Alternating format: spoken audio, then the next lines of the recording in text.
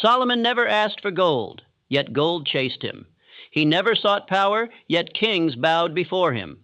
Why? Because Solomon understood the one truth most men ignore. Wisdom is the root of all riches, not effort, not ambition, understanding. This speech is not about history. It is about you and the questions you've been unable to answer. Why do you still feel lost, though you work harder than ever? Why does your life lack direction, though you chase every goal? Why do you read, strive, push, yet remain without peace, without dominion? Because you have pursued what Solomon refused. You have sought results without law. You have chased success without understanding the structure that sustains it. In the next hour, I will hand you the principles that made Solomon the wisest man to ever live. You will learn how to govern your thoughts, how to build wealth without worshiping it, how to hear the voice of truth in silence, and how to become the kind of man God Himself would trust with abundance. If you are ready, let us begin. Introduction: The Secret Wisdom of King Solomon. You are about to unlock the spiritual logic behind one of the wisest men who ever walked this earth, not because he conquered lands or built empires by blood, but because he understood law. I speak not of modern law. I speak of the law behind all things, the law that governs power, gold, peace, and purpose, the law Solomon mastered. Most men today want gold, but few are willing to become gold. They want the palace, but neglect the cornerstone. Solomon asked not for gold, but for understanding, and the heavens answered. What he received, dominion, wealth, peace, and mastery, did not arrive by chance, war, or inheritance. It arrived by divine response to definite mental desire aligned with eternal law. You chase results. You grind. You copy strategy. You worship the external. But understand this: the ancients did not build temples, kingdoms, or dynasties with noise. They built in silence. They built by law. And Solomon built what no modern strategy can buy, a name that echoes through time. The real treasure was not Solomon's gold, but the mind that magnetized it. He aligned with divine law first, and all riches followed. That same law still governs wealth today, but men no longer seek it. They seek shortcuts. And for this, they remain slaves to systems they should command. You ask for influence, for abundance, for clarity. But let me ask you this: have you asked for understanding? Have you asked for the wisdom to govern that which you seek, or only for the outcome? Solomon asked rightly. He knew. The man who governs his own mind soon governs all things under heaven. What I am about to reveal will not comfort you. It will confront you, but truth always does. I will show you that you have not failed because of lack of tools, support, or timing. You have failed because you have not yet understood the laws Solomon obeyed, the wisdom that turns men into kings. And so I say to you now, I seek understanding above possessions. For when you understand, you will no longer chase gold, you will command it. For wisdom is wealth in seed form. When you plant it, nurture it, obey it, harvest will come, and no man, no system, no failure can take it from you. In this speech, I will teach you how to build wealth the way Solomon did, through inner law, through quiet clarity, through alignment with principle, through obedience to order. No modern trick will substitute for what you're about to learn. What follows is not hype, but hierarchy, not theory, but throne. Let this be your declaration. I become the ruler by ruling myself. Let that identity replace all others. The world has enough followers. It has enough noise. What it lacks, what it cries for, is the return of the man of law, the return of the one who rules first within, and therefore cannot be ruled from without.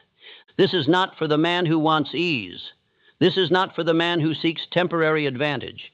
This is for the man who desires dominion, not applause, power, not popularity, legacy, not luxury. And that man must learn as Solomon learned. Riches are not granted. They are revealed to those who seek wisdom. You have reached a line in the sand. Cross it. From this moment forward, speak no longer of your poverty. Speak no longer of what you lack. Begin to speak of understanding. Begin to speak of inner rule. Begin to move not by emotion, but by divine direction. Let Solomon's path become yours. I will walk you through the laws that created his empire. I will break down the order that secured his reign.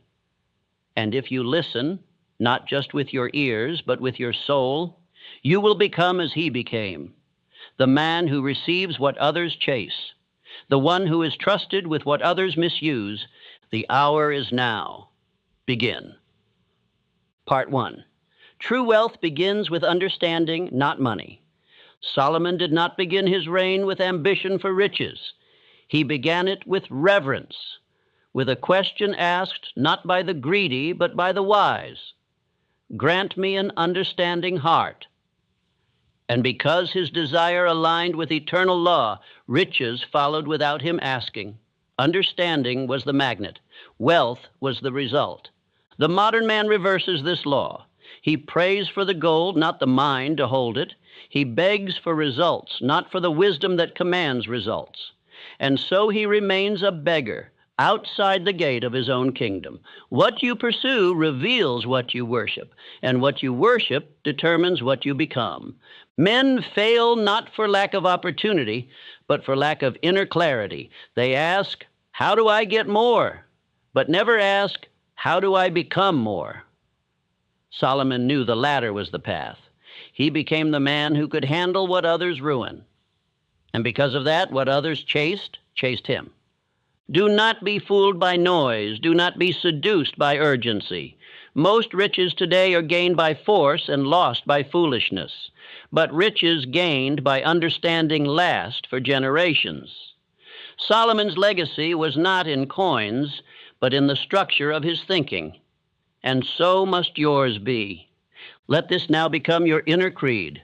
I do not chase riches. I command them by wisdom. For what you chase, you admit you do not control. But what you command by law, by principle, by order, it comes as servant, not as master. Gold must never be the goal. It must always be the result. Andrew Carnegie, too, followed this pattern. He did not surround himself with entertainers or flatterers. He surrounded himself with thinkers, men who could reason, calculate, and see what others missed. His wealth was a byproduct of his ability to think in long-term law. That is why it endured. The world honors the man of thought, not noise. It follows the one who speaks slowly, but acts decisively. Solomon ruled without raising his voice. His greatest victories were not on battlefields, but in courtrooms, in moments of judgment where understanding became sword and shield. He won by mind. You are to stop asking, how do I earn more? And begin asking, how do I understand better? You are not here to become a worker. You are here to become a wise man. One wise decision is worth more than 1,000 days of labor. For wisdom buys what sweat alone never can. Every day you must ask yourself, do I understand the laws behind what I'm doing? Or am I blindly performing tasks others created? Most men live in cycles they never chose. They copy, they imitate, they mimic, but they never understand. And because of that, their labor produces only crumbs. Solomon was not born into wisdom. He chose it, he asked for it, he made wisdom his priority, and in return, it made him a ruler. He prayed, give thy servant an understanding heart, that I may judge rightly. And heaven answered, not because of his status, but because of his alignment with law. Let these words govern you now. I sow understanding and reap gold. Speak it aloud. Plant it in the soil of your mind. For gold is nothing more than the visible reward of invisible alignment. No man can fake this law. Either you become wise or you become weary. The choice is yours. You must now make study a ritual, not of trends, but of principles. Do not consume information, extract understanding. Do not hoard knowledge, apply judgment. Solomon studied nature, people, time, consequence. He saw through the surface of things, and for this his words were law in his land. The fool memorizes quotes. The wise man lives the meaning behind them. The fool rushes into markets. The wise man waits, watches, judges, and moves once with full authority. Understanding gives you leverage. One accurate move from a wise mind breaks 1,000 frantic motions from a confused one. You must now clear space for study.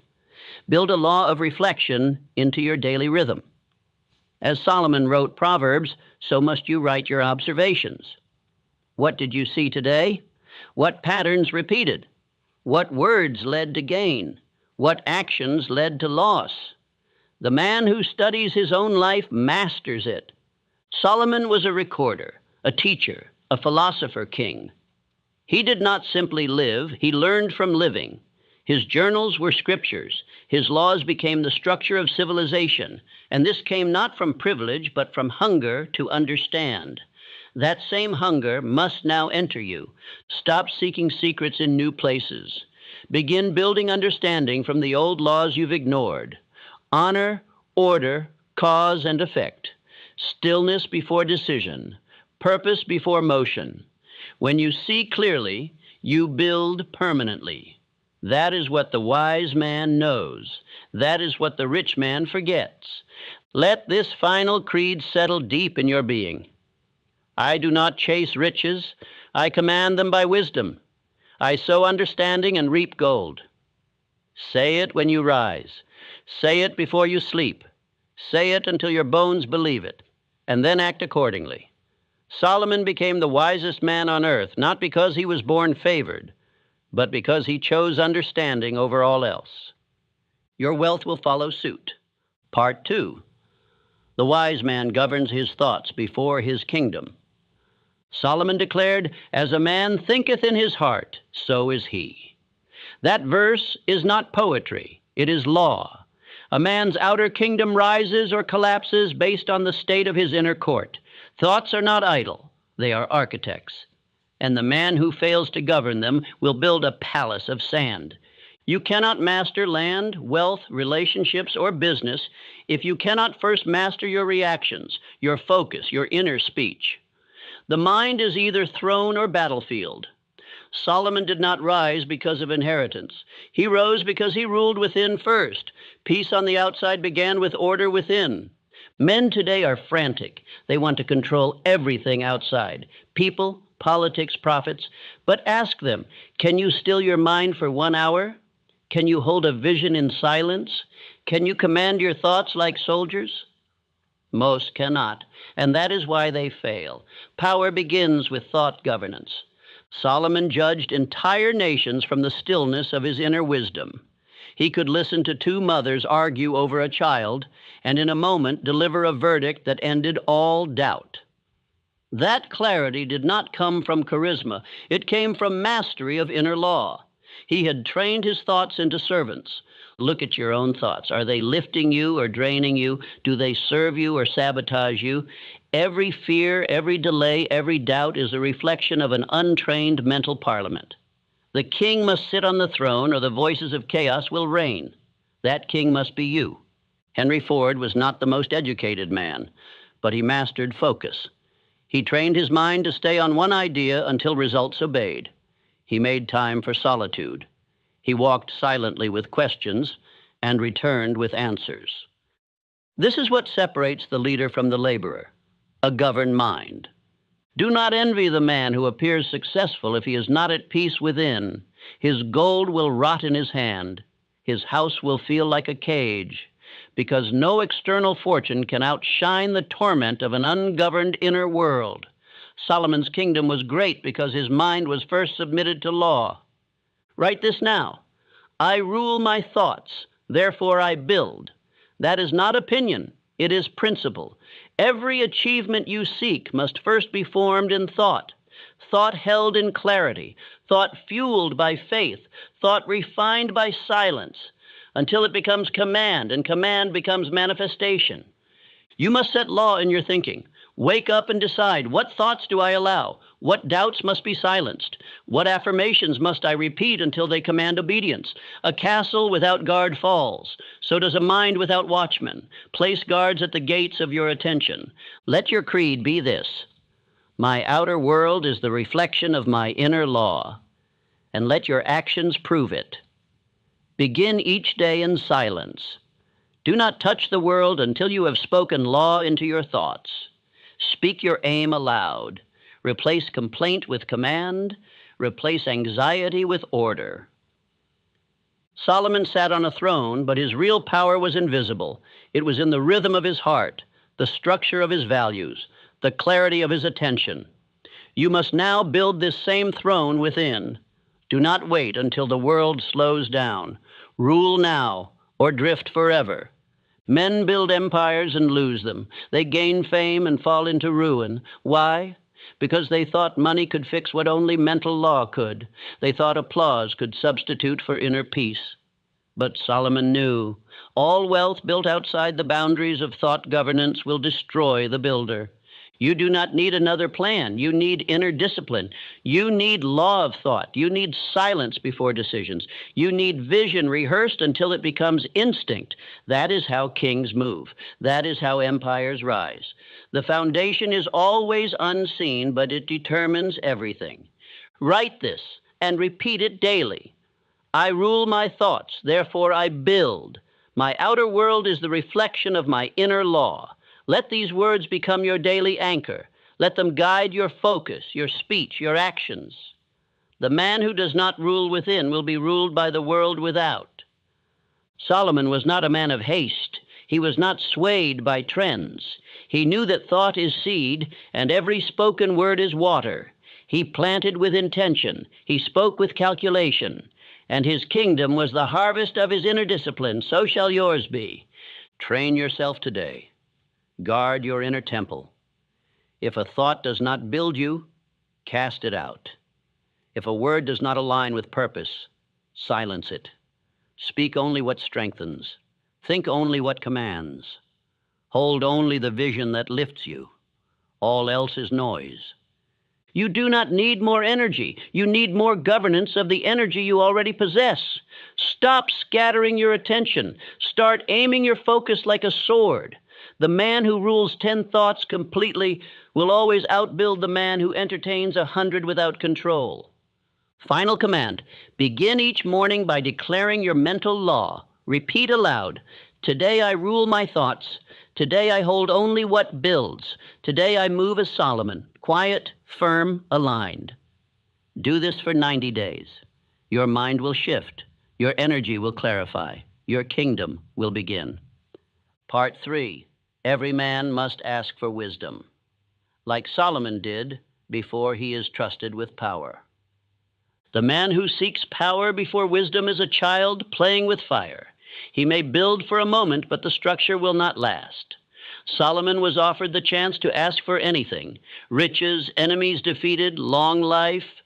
But he asked for discernment. He knew that only wisdom could hold what power attracts. Many today ask for wealth without understanding how to rule it. They cry out for recognition without knowing who they are. They desire influence before they've established order within. And so what they gain quickly, they lose just as fast. For the law is eternal. Power demands structure, and structure demands wisdom. You ask why success delays, why wealth evades you, why opportunity circles but does not land? The answer is not in your circumstances. It is in your preparedness. Divine law does not grant command to the man who has not first proven himself capable of sustaining it without destruction. Look closely. Solomon's request pleased God because it was aligned with spiritual law. He did not ask selfishly. He asked lawfully. He asked for what would make him capable of building without collapsing. That is why God gave him not only wisdom, but everything he could have asked for and more. You must learn to pray, speak, and move like Solomon. Stop asking for more. Ask for the mind that can hold more. Ask for the character that sustains abundance. Ask for the discernment to make the right decision when no one is watching and no one will clap. When Andrew Carnegie built his empire, he did not seek talent first. He sought men with judgment, men who would not panic under pressure, men who would choose principle over impulse. That was wisdom in action. The fortune was built because the foundation was mental clarity. You were not denied power. You were protected from it. For power without preparation is poison. It blinds, it distracts, it multiplies the flaws already inside you. But when wisdom precedes reward, power becomes an instrument of construction, not destruction. Make this your creed. I ask for wisdom to match the wealth I will hold. I prepare my mind so my fortune may stand. These are not affirmations. They are laws to live by. Speak them aloud each day until your subconscious begins to obey. Write this now in your private journal. What must I understand in order to carry the future I desire?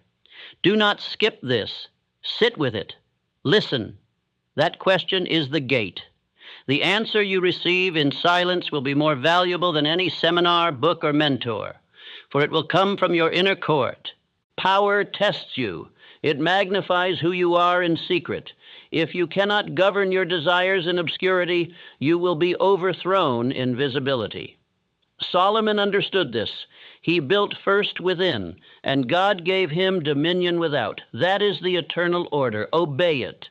Do not say you want millions if you cannot manage hundreds. Do not say you want to lead if you cannot lead your own schedule. Do not declare that you are ready for expansion if you still delay the basic disciplines of daily life. That is mockery to the law of wisdom. Begin each week with a review. Have I governed my time? Have I managed my mind? Have I ruled over appetite, speech, emotion? This is your throne room. Your dominion does not begin with a title. It begins with how you handle 24 hours. God gives more to him who masters little. Thomas Edison tested over 10,000 materials before discovering the filament for the light bulb. Why? Because he was obsessed with understanding, not shortcuts. He built a mind that could endure delay. That is wisdom. And that is why his invention shaped generations. You must burn every shallow prayer. You must stop asking for escape. Ask instead for insight. Ask to become the type of man Solomon became, one who rules by discernment, one who multiplies because he first submitted to law, one who waits patiently, learns deeply, moves decisively. Affirm this into your bloodstream. I will not seek shortcuts. I will seek structure. I will not ask for gold. I will ask for understanding. And by law, I will receive both. Say it until your flesh resists. Say it until your fears retreat. Say it until it becomes instinct. This part of the journey is the most painful because it exposes the truth. You are not lacking opportunity. You are lacking capacity.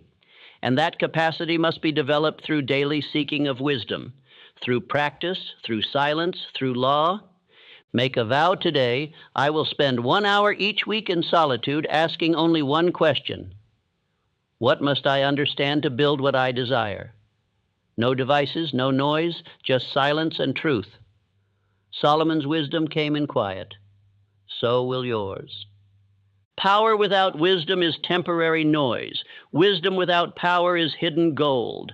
But wisdom with power, this is dominion. And you were born not just to succeed, but to reign in thought, in speech, in behavior, in discipline, in destiny. That reign begins when you, like Solomon, ask not for riches, but for discernment. From this moment on, you will stop chasing results. You will start becoming the man who can carry them. You will no longer weep over delay. You will rejoice over preparation. And when the hour of power comes, you will be ready. Part 4. A wise man knows when to speak and when to remain silent. A single word can crown a man or destroy him.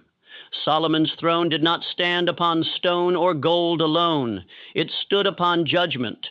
Upon the razor's edge of language, he could end a war with one sentence, divide truth from deception with a single reply. Such is the weight of wisdom spoken at the right time. You are taught today that confidence is noise, that power is volume, that dominance is in speaking first. This is a lie. Real power is measured in restraint. The fool speaks everything he knows. The wise man holds what others beg to hear. Solomon ruled through words, not because he spoke often, but because when he spoke, law followed. Your life right now, look at it, is not shaped by what you know. It is shaped by what you say, the words you speak over your future, the tone you use in conflict, the silence you break when patience would have preserved your peace. Understand, speech is not expression. Speech is creation. Every word you say becomes law in the world you inhabit. Solomon's power did not come from an army. It came from timing, the discipline to wait until truth revealed itself, the strength to hold his tongue until speaking would bring clarity, not confusion. This, too, you must master if you would be ruler over your own domain. I will tell you what men do not realize. Most of your battles are lost because you spoke too soon. You negotiated before understanding. You confessed weakness instead of commanding direction. You reacted where you should have remained still. Let that pain instruct you. John D. Rockefeller, one of the greatest empire builders the world has known, was known not for loud speeches, but for measured silence. When competitors panicked, he paused. When rumors swirled, he waited. He once said, "The ability to deal with people is as purchasable a commodity as sugar or coffee." But more powerful than that, he practiced discipline of the tongue. Andrew Carnegie, too, listened more than he spoke. In his mastermind gatherings, he often remained quiet for long stretches, only speaking when his mind had formed something that moved strategy forward. That silence was not passivity. It was the sharpening of internal law. I tell you now, if you want dominion over results, you must first master restraint. The man who cannot control his tongue cannot build anything that lasts. For all things are spoken into form, your health, your relationships, your finances, your purpose. The undisciplined tongue is a destroyer of nations and dreams. You must build a law over your mouth, a code. Say nothing reactive. Say nothing unmeasured. Say nothing that weakens your future, even in jest. Speak with the weight of one who knows that words are weapons. You can use them to destroy or you can use them to govern. Each morning say aloud, "I speak only when it builds." My words are weapons of order. I govern my tongue. Therefore, I command my outcomes. Let this become the commandment of your new self. When you're tempted to speak for validation, pause. When someone wrongs you and you wish to lash out, pause. When you feel uncertain and wish to fill the air with sound, pause. The man who can wait has more power than the man who reacts. Let me show you something else. Words not only govern results, they reveal who you believe you are. When you say, "I can't," or "I hope," or "I wish," you expose your lack of dominion. But when you say, "I will," "I decide," "I commit," you plant the seed of kingship. This is why Solomon's words lasted beyond his lifetime. They were not mere sentences. They were eternal laws clothed in parables. He said, "A gentle answer turns away wrath, but a harsh word stirs up anger." He taught that words must be guided by wisdom, not emotion. Make your home a training ground. Begin speaking with order in small things. Bless your food. Give command to your mornings. Correct your posture with your words. Build your outer world by first mastering the inner rhythm of your tongue. If you are to build an empire, you must build first with silence. Solomon's empire did not begin with a speech. It began with a prayer for wisdom and a silent understanding of law. You, too, must create space for silence. Daily, sit alone, ask nothing, say nothing, listen. There, the seed of power will begin to grow. It is in silence that you understand who you are. It is in restraint that you begin to sense the movements of the higher law.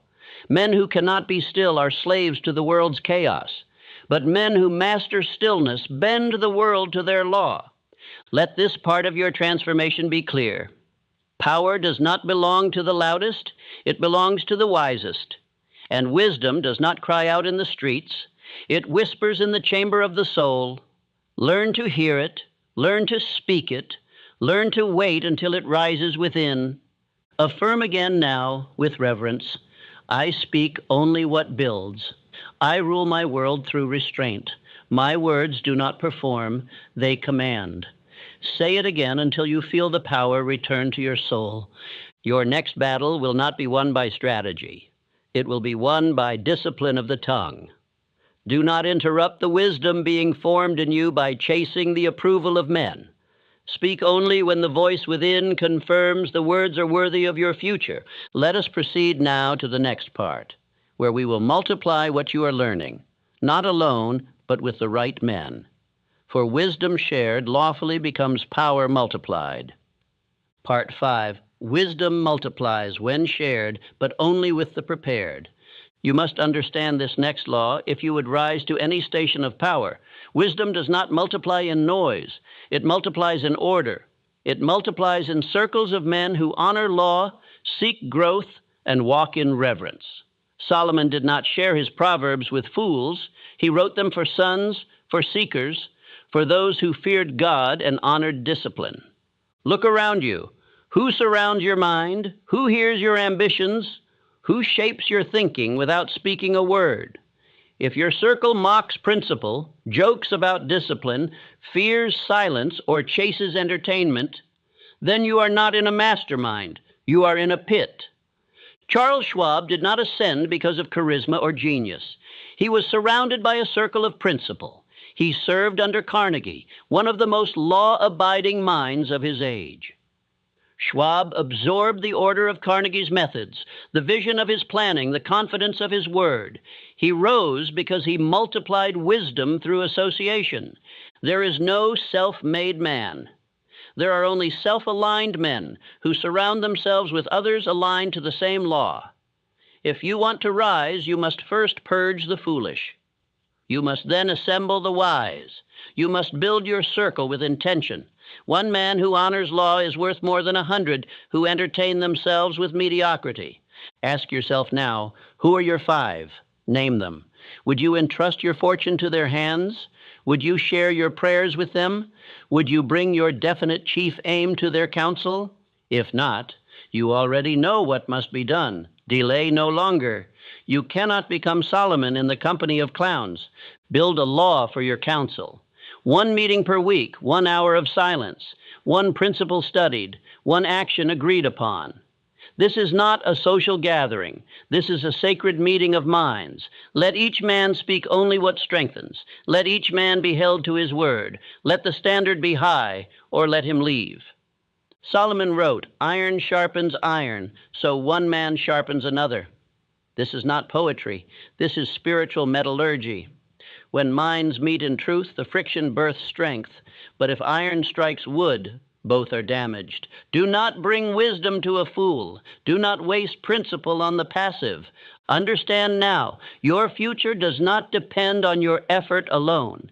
It depends on your environment of thought. You rise not merely by what you do, but by what those around you allow you to become. If your surroundings weaken your discipline, you will decay no matter how noble your desire. The law is exact.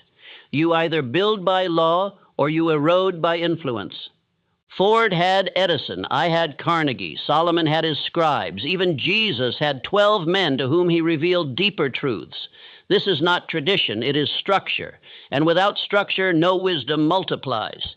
You may have knowledge, but unless it is shared with the prepared, it dies with you. Do not seek crowds, seek counsels. Do not crave followers, crave builders. Gather those who seek not applause, but application. Your life must become a furnace of principle. Only those who can endure its heat are meant to be near. Repeat this law within yourself. I build a circle of wise men. Power multiplies where wisdom is honored. Say it again. Write it. Speak it to your reflection each morning. This is not a motto. It is a binding agreement between your destiny and your discipline. This is why you must take record. Begin today. Write the names of the men you must release. Write the qualities of the men you must seek. Speak your intention aloud. The universe obeys clarity, not confusion. And now let me warn you. The wrong circle will cost you years. The wrong influence will rob you of your fire. Some men destroy not with fists, but with passivity. Some weaken your aim simply by existing near it without reverence. They drain you with their comfort. They anchor you with their fears. Cut them now. Choose instead those who sharpen your thought, those who ask strong questions, those who move in silence, those who carry their own weight. When 5 men think by law, they build an empire no storm can touch. This part of your life cannot be optional. Build the circle, protect the standard, multiply the wisdom. It is the way of Solomon. It is the way of Schwab. It is the only way a king is ever truly made. Are you ready to continue?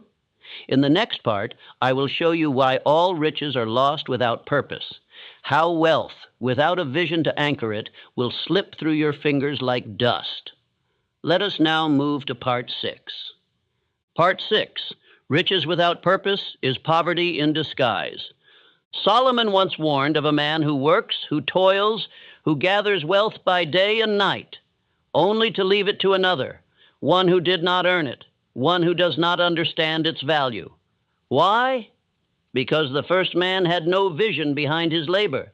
He was rich in gold, but bankrupt in aim. He built with sweat, but not with spirit. He gained the world and lost the reason. This, my friend, is the silent plague of our time. Men chase coins, but forget cause. They build enterprises without a reason deeper than appetite. And though they count money, they cannot measure meaning. Their wealth becomes a curse. Their labor becomes bondage. Because they forgot what Solomon knew, purpose precedes profit. If your riches are not tied to a clear and definite aim, you will either lose them, misuse them, or they will rule you. And when riches rule a man, he becomes a servant in fine garments. You may impress others, but you will remain a stranger to yourself. You may feed your vanity, but you will starve your soul. Henry Ford did not merely build automobiles, he built mobility. He envisioned a world where the common man moved with dignity. His aim was not merely money, it was transformation. That aim directed every factory, every system, every invention, because he saw beyond the coin to the crown it could serve. You must now ask yourself, what is the purpose behind your pursuit? Why do you want riches? To escape pain, to prove something to others, to silence your doubt. None of these are worthy reasons. None of these will hold under pressure, and none of these will attract lasting wealth. Your purpose must be anchored in law, in contribution, in principle. You must want riches not only to live well, but to build well, not to consume, but to construct, not to hide, but to expand. This is what Solomon asked for when he prayed, not for wealth, but for wisdom to govern well. And because his purpose was righteous, riches chased him. Write your purpose now, not tomorrow. Now your mind will not obey aim that remains unspoken. Write your definite chief aim in a sentence that cuts like steel. Let it be so clear, so rooted in truth, that your subconscious cannot ignore it. Then go further. Tie every financial goal you have to this purpose. Do not just want a business that lifts others. Do not just want land that becomes sanctuary. Do not just want money that multiplies the law you believe in. Understand money is not evil, but money without direction becomes a weapon against the man who holds it. Purpose is the hand that steadies the sword. Without it, you will bleed by your own ambition. And let me speak boldly now. If you are unwilling to write your purpose, to speak it aloud, to repeat it daily, then you do not deserve the riches you claim to want. For riches are servants of the committed, not of the curious. Repeat after me. I do not gather wealth without direction. Purpose is the foundation of my fortune. Let that line be the wall that no lie may pass. Let that law be the compass that no distraction can shake. Each morning, read your aim. Each evening, review your action. Ask, did I move in alignment? Did I advance my purpose? If not, the day is lost, no matter how much you earned. Build rituals around your aim. Let your habits reflect it. Let your speech honor it. Let your circle strengthen it. For the man who lives without aim lives without command, and the man who moves without command becomes the laborer of another man's vision. Solomon taught that to work without purpose is to sow into the wind. You may be busy, but you are not building. You may feel movement, but you will reap dust. Without a purpose, your energy is stolen by every passing desire. With a purpose, every act becomes a brick laid upon destiny. If today you feel lost, confused, scattered, it is not because you lack strength. It is because you lack aim. Aim clarifies. Aim orders. Aim turns fire into light. Do not ask for more motivation. Ask for more alignment. Let me remind you, wealth is not your problem. Direction is. Strategy is not your enemy. Vagueness is. There are millions of men who work hard and still feel hollow because they never answered one sacred question. Why must I build? If your answer does not ignite your spine, it is not yet true. This is the law. Only the man with purpose can carry the weight of power. Riches do not destroy the worthy. They reveal the unprepared. Without aim, gold will rot you. With aim, it will elevate you. So speak it again. I do not gather wealth without direction. Purpose is the foundation of my fortune. Say it until every cell in your body obeys it. Say it until every act you take flows from it. Say it until your entire life becomes a reflection of that inner law. And now, let us continue. In the next part, you will discover how wisdom turns every loss into instruction. How even your enemies and failures can become teachers, if you think as Solomon thought. Let us move forward. Part 7. Wisdom turns enemies into teachers, and failure into instruction. If you desire to rise like Solomon, you must not only seek wisdom when life is peaceful, you must mine wisdom from pain, from trial, from the sting of error. The man who learns only when praised remains a child, but the man who studies his setbacks becomes a master. This is the law of refinement. Every failure is a message sent to forge your mind. Solomon was not great because he avoided confrontation. He was great because he judged wisely in it. He did not turn from the uncomfortable. He walked into it with discernment, and from this his name endured. The fool runs from correction. The wise man gathers it as treasure. You must now decide what your failures will mean. Will they become tombstones or blueprints? Will you bury your ambition beneath them or build your next strategy on their message? Most men hide from defeat, but you must become the man who hunts it down and wrings its wisdom dry. Let me tell you about Abraham Lincoln. He failed in business. He lost elections. He suffered depression. He was mocked, opposed, misunderstood. But he recorded his setbacks, studied them, and learned faster than his losses could destroy him. He was not merely resilient, he was intelligent in defeat. He chose wisdom over bitterness. The principle is this: a man who learns faster than he loses cannot be stopped. Let the world swing against you. Let others lie, betray, mock. Let delays fall heavy. But if you transmute each blow into understanding, you will rise with more power than any man who has never struggled. How do you transmute failure into fuel? First, you must record. Keep a book of errors. Write what happened, how it happened, and what thought, belief, or habit made room for it. This is not weakness. This is warfare. You must become the general of your mind, and generals keep records. Second, extract the law. Behind every failure is a broken principle. Ask, what law did I violate? Did I ignore discipline? Did I trust the wrong counsel? Did I speak without aim? Did I drift from my purpose? Find the thread. Cut it from your thinking. Replace it with command. Third, rewrite your behavior immediately. You do not heal by understanding alone. You heal by corrective action. Speak your new command aloud. Link it to your aim. Let each setback become a stone beneath your staircase. There is no shame in falling, only in failing to use the fall. And finally, review weekly. Wisdom must not be remembered. It must be rehearsed. Every 7 days, open your book. Read your lessons. Remind yourself of the laws you've written. Discipline comes not from pain, but from organized response to pain. Say this now and believe it. Failure feeds my wisdom.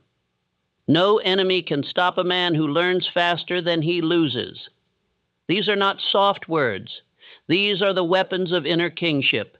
These are the words Solomon would speak before judgment. These are the words Lincoln lived by when he walked alone. Understand, your enemy is not the man who opposes you. Your enemy is the part of you that still refuses to learn. You are not weak because you struggle. You are weak because you repeat without correction. That ends now. Do not seek revenge. Seek refinement. Do not waste time proving others wrong. Prove your new command right. When a man truly learns from loss, he becomes dangerous. He moves without apology. He speaks without repetition. He acts without hesitation. Even those who hate you become your teachers. Even those who betrayed you become your mirrors. For the wise man says, "You showed me where I was blind, and for that I am now armed." This is not poetic. This is practical power. You must now practice it. Begin today. Write your most recent loss. Write the law you ignored. Write the new law you now live by. Speak it aloud. Repeat it in the morning. Measure your actions against it each night. This is how Solomon thought. This is how Lincoln ruled. This is how you rise. There is no such thing as wasted pain in the life of a wise man. Every scar becomes scripture. Every enemy becomes a sermon. Every delay becomes design, but only if you choose it to be so. Let your mind now agree. Failure feeds my wisdom. I cannot be defeated, only educated. We are now prepared to move to the next law, the next layer of inner kingdom.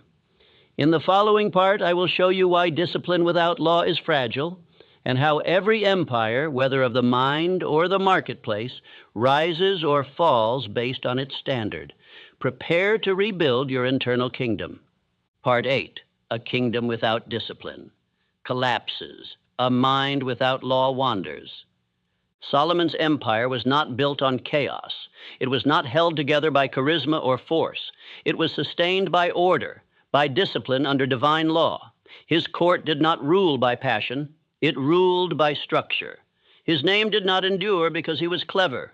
It endured because his life followed an unwavering standard. Understand this principle. Power without law crumbles. Talent without structure rots.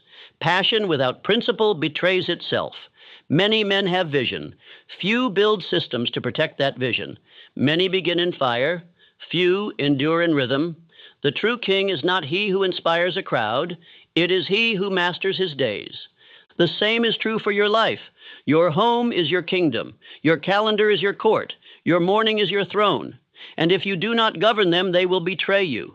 The walls of a kingdom are not built once, they are maintained daily, and every habit is either a brick or a crack. Let me ask you, do you have laws for yourself, or do you move based on how you feel? Do you rise with intention, or delay because the mood isn't right? Do you write your vision daily, or forget it in the fog of your distractions? The man who waits for discipline will never have it. The man who writes his law and lives by it becomes unstoppable. Solomon upheld spiritual and civil order. He judged with clarity. He preserved peace with law. And the same truth applies to you. Without personal discipline, your wealth will fade. Without structure, your creativity will scatter. Without order, your power will leak from every corner of your life. Now observe how Thomas Edison lived. He did not merely experiment, he scheduled invention. His breakthroughs came not in chaos, but in routine. He showed up to his laboratory daily. He slept little but consistently. His assistants worked in shifts. Why? Because he understood. Miracles are born from method. Law in action creates power in output. Andrew Carnegie? He didn't just hire workers, he designed systems. He trained minds. He scaled order. His steel empire wasn't sustained by effort. It was sustained by laws that multiplied value without burning men out. He once said, put all your eggs in one basket and then watch that basket. That is not recklessness. That is law and focus. What does this mean for you? It means that you must stop improvising your greatness. You must stop hoping that motivation will strike. You must build law, daily, sacred, unbreakable law that governs how you speak, how you rise, how you work, how you rest, and how you respond to resistance. Let me give you instruction now. Write these laws down. First, law of rising. What time shall the king wake? This is not up for debate. The throne waits. The world responds to the man who owns the morning. Second, law of direction. Before the sun touches your skin, speak your definite chief aim aloud. Speak it with power. You are not waiting for clarity. You are commanding it. You are not hoping for direction. You are reminding yourself of the path you already chose. Third, law of work. Set your output standard, not effort, execution. How many pages, how many calls, how many solved problems? This is not about busyness. This is about dominion. If you do not measure, you cannot command. Fourth, law of thought. Do not permit every thought to enter your gates. Guard your attention. If the thought breeds fear, starve it. If it breeds confusion, question it. If it contradicts your purpose, replace it. You are not your thoughts. You are the ruler of your thoughts.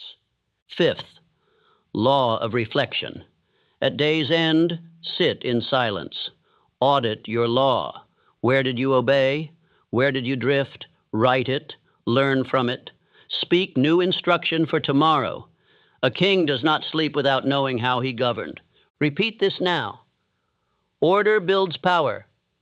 I uphold inner law before I expand outer dominion. Say it again, slowly. Let it sink into the walls of your mind. You are the architect. You are the judge. You are the executor of inner law. Now understand the consequence of ignoring this. A man with no law becomes a servant to every impulse. His mornings are wasted. His power leaks through indecision. His thoughts become fog. His results depend on luck.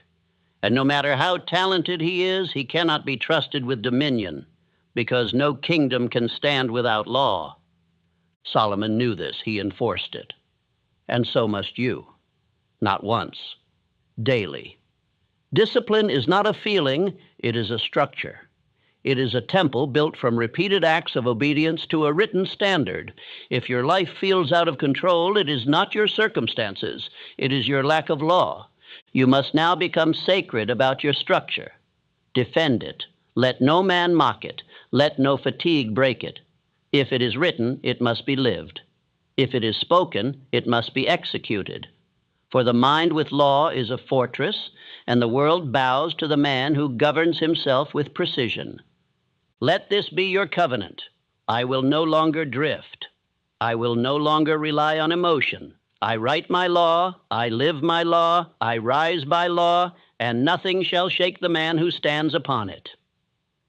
Now that your foundation is set, you are ready for the highest truth Solomon ever spoke, the one law that anchors all others, the final gate to wisdom and riches, reverence for the source.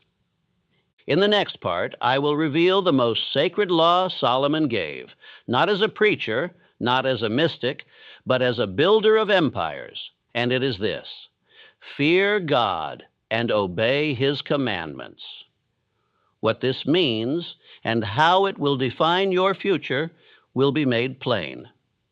Part 9, Solomon's greatest wisdom, was this: fear God and obey the law. There are many men who command wealth, many who rule with might, many who gather possessions, build cities, lead industries, but among them few last, fewer leave legacy, and almost none walk in peace. Why? Because they possess riches but lack reverence. They obey the law of effort but ignore the higher law of origin, the law of God. Solomon was not only a king of wealth, he was a king of order, a king of judgment, a king of peace. And yet when he penned the conclusion to his life, when he wrote the final lesson from a mountain of gold, servants, wisdom, and power, he did not say, get rich. He did not say, build fast. He said, "Fear God and keep his commandments, for this is the whole duty of man."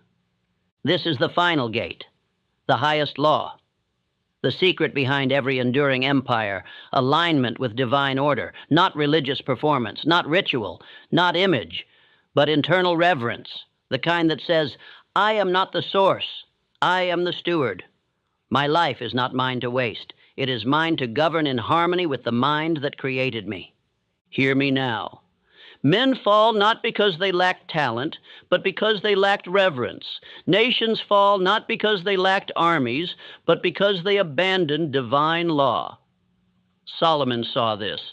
He watched kingdoms crumble after pride rejected the one who gave power. He knew no wealth can preserve a man who no longer honors the source of that wealth. You are not being asked to join a church. You are not being told to adopt empty rituals. What I teach you now is higher than denomination. It is the law that governs the seed, the harvest, the heartbeat, the thought, the consequence. Divine law is not man-made. It is the origin of all true law. Carnegie understood this, though he never called himself religious. He honored the law of cause and effect. He studied the law of compensation. He gave away more than he kept. Why? Because he knew you must align with the higher order if you expect your work to last beyond your breath. Ford, too, did not pray on platforms, but he obeyed the law of vision, the law of usefulness, the law of organized service. These are not inventions of industry. They are echoes of the law Solomon lived by. They are spiritual truths made physical through consistent application. Let us now go deeper into what it means to fear God. It does not mean terror. It does not mean superstition. It means awe. It means respect. It means that you place divine law above your impulses, that you bend your ego to a greater order, that you understand. You do not create truth, you align with it. To fear God means that you no longer think you are the author of consequence. You understand there is a justice higher than the courts, a memory greater than your mind, a reward more eternal than money. You live not to please men, but to walk rightly before the divine judge who sees your thought before your action. This reverence does not make you weak. It makes you dangerous, because the man who fears God cannot be bribed. He cannot be broken by applause. He cannot be bought by offers of the world. His standard is higher. His conscience is sharper. His results are more permanent. He does not fall because he does not bend. And to keep his commandments means you obey the laws that govern power. You do not lie for gain. You do not steal time from your purpose. You do not murder your potential by serving lust, envy, or pride. You do not bear false witness against yourself with lazy thinking. You honor your calling, your work, your family, your future. This is not moralism, it is strategy, Solomon understood. Divine obedience is the most powerful principle on earth. It makes the poor man rise and the mighty man fall. It builds peace that outlasts gold. It turns ordinary men into kings because it makes their authority unshakable. Say these words aloud with me. I rise by obedience to divine law. True wisdom begins with reverence. Again, slowly. I rise by obedience to divine law. True wisdom begins with reverence. This is not an affirmation of ego. It is the declaration of one who chooses to be governed by the highest standard in existence. Now I will ask you, what law do you serve? Are your days shaped by purpose or convenience? Do you speak what is right or what is popular? Do you honor your conscience or dull it with distraction? The man who walks with divine law walks alone at first, but soon the world follows him because his fruit is undeniable. Look at the decay of the world around you. Men mock wisdom. They elevate sensation. They destroy family, destroy identity, destroy order, and then cry for peace. But peace is the product of law honored. Without reverence, there is only noise. Without obedience, there is only collapse. Solomon ruled over Israel, yes, but more importantly, he ruled over himself. His wealth was great, but his insight was greater, and his insight was born not of intellect, but of fear of God. That is the source, that is the law, and it is your key to every power you seek. If you remember nothing else from this entire speech, remember this: the man who aligns with divine order cannot be stopped. Others may rise quicker, others may seem louder, but they fade. You endure, because you are not building with dust. You are building with eternal material. Now write this into your journal. Engrave it on your wall. Speak it every morning before you begin. I live by eternal law. I am governed by the truth that does not change. I obey the wisdom of the source, and therefore I build what cannot be broken. You are now ready for the final part, the conclusion, the bringing together of every law, every insight, every command that Solomon lived by. In the final words, I will teach you how to make this wisdom your identity, not just your knowledge. Conclusion. Solomon's power is not buried in the past. It is waiting in you.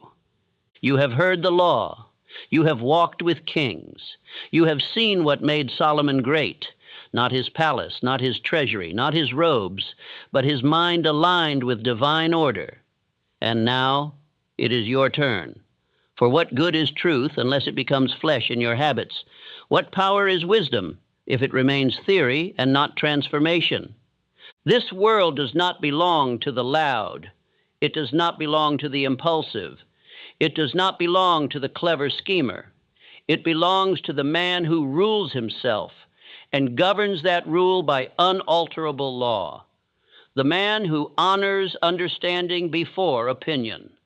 The man who speaks less and builds more. The man who seeks first the invisible order and then commands the visible world. Solomon's secret is not locked in Scripture. It is coded into law.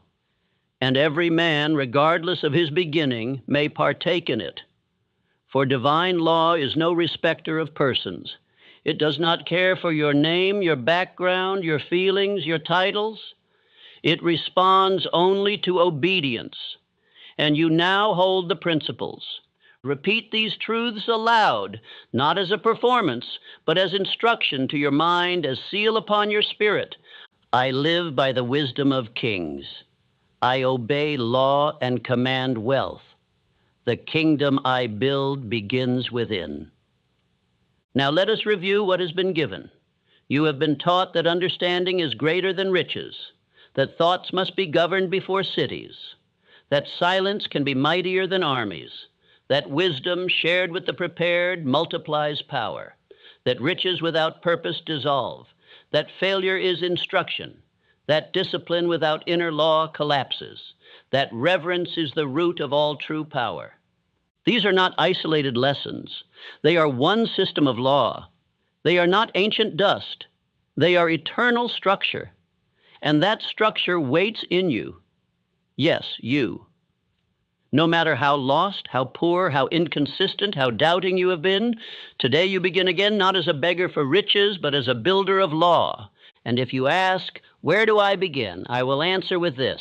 You begin by writing your definite chief aim, your purpose, your throne, your vision, and then you set law around it. Law of waking, law of thought, law of speech, law of decision, law of action. These become your guards. These become your walls. These become your peace. Solomon did not wander into greatness. He built it by law. And now you must too. You must build your aim with understanding. Fortify your thoughts with clarity. Guard your words with intention. Multiply your influence with discipline. Obey the source with reverence, and then stand.